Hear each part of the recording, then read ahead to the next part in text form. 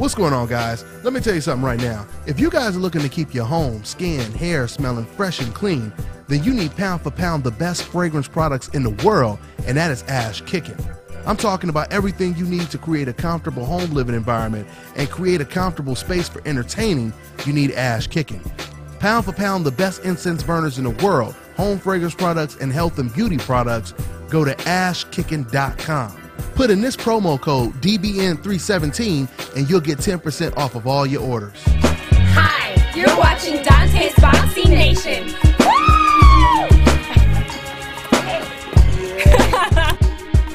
Hey, what's going on? You know who it is. You know what it is. Town Biznezz on behalf of DONTAE'S Boxing Nation. I'm here with world-renowned trainer, boxing trainer Virgil Hunter. How you doing today, Virgil? Doing good, doing great. Good to see you. You know what's coming up next Saturday, so give me your take on Triple G versus Daniel Jacobs. How do you think that fight will turn out, and how did you assist Daniel Jacobs preparing for this fight with Triple G? Well, I wasn't involved in the camp. As I said before, I just opened up the gym to him. I was here for some of his sparring sessions and training sessions, and it's a very interesting fight, is what I have to say about it. Because he can punch, and he's slick, you know.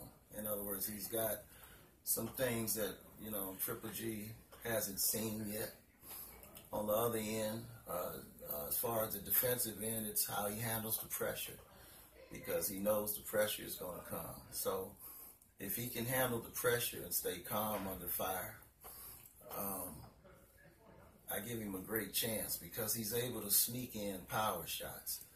And it seems like, you know, lately that Triple G has been getting touched some, more than I've seen him when he first came on the scene. So I don't think he could stand there and let Danny get a money shot off and not feel the effects of it, because he can punch. I mean, after all, he did take care of Peter Quinlan in one round. And I mean, how do you feel about people just thinking that this is just going to be a cakewalk, that Triple G is going to just, as soon as the bell rings, throw 3 punches and then the fight is over? I think a lot of people are saying, well, Daniel Jacobs has been knocked out before, so what makes you think that he's not going to get knocked out again? Yeah, I mean, that's a logical question in the fight game. You know, the saying is, when you see the sawdust, the mill is not far away. So it's a logical question. If you want to look at it from a positive perspective, it's obvious that whatever illness that eventually was revealed, that was going on in his body at the time. He also lost his grandmother. So you have to give him the benefit of the doubt, so to speak. Where was he mentally at that time, and was he ready? So, I mean, I think this will answer some questions. You know, if he goes the distance and comes up a little short, or if he goes the distance and wins. But it's you have to give him the benefit of the doubt and say this is a brand new Daniel Jacobs. It's like I told him.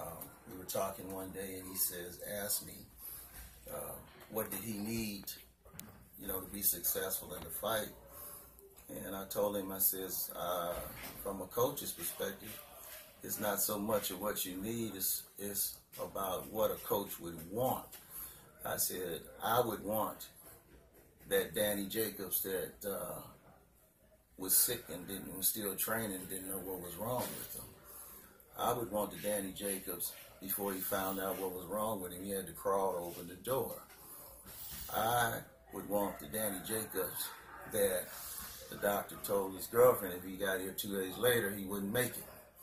I would want the Danny Jacobs that when the doctor says, box, you're not going to be able to walk, and you defied medical science. I would want the Danny Jacobs, the one that says you wouldn't walk or box.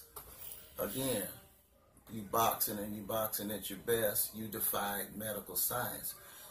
And I would want that Jacobs because he's proven in that time in his life that he could be defiant, that he had the drive to overcome something that could take his life, and that the dream that he had always to be a world champion, and all the dreams he had in boxing, he didn't let it go. He used it for motivation and to fight for your life, and then to get to this point, that's a tremendous accomplishment. But that drive and that defiance is in there, and it has been proven that it's in there. So if he could exhibit those traits, you know, in tough times, moments, which is going to be in that fight, then, you know, his chance of emerging victorious goes up quite a bit.